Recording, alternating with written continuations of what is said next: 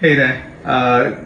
Kali has lent her pretty face for an educational video, and we're going to talk about aging. Now, if you look at her forehead when she does that and then relaxes, you see that she still has residual lines. In fact, there is one line over here which is becoming etched in, or a static line. So the transition of lines on the forehead, whether they are frown lines or crow's, they start with lines which just persist for a few seconds after the expression. So they're dynamic lines, and then eventually the dynamic lines become static lines. So Kali has got a good demonstration of these lines. So if you see, give me a smile, and she bunches up the skin, and then when she relaxes she gets the crow's feet lines, right?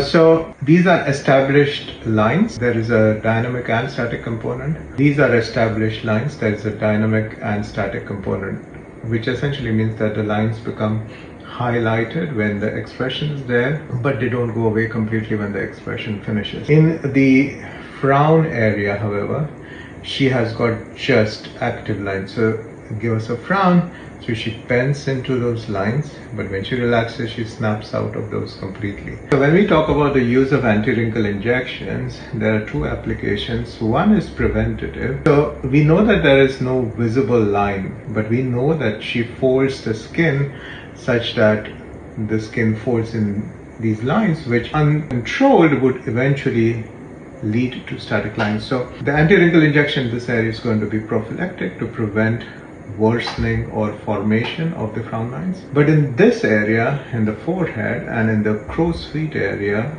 the application is therapeutic and also preventative. So therapeutic in the sense that, give us a smile, we want to weaken this exaggerated movement of the smile muscles and crease up, and we want to weaken how much she does that, because you don't have to do a whole lot to look surprised. You just need a little kind of expressive movement of the muscle, and she just has a hyperdynamic movement of the frontalis muscle. So two applications of anti-wrinkle injections. One is preventative, as you can see in Kali's frown line area.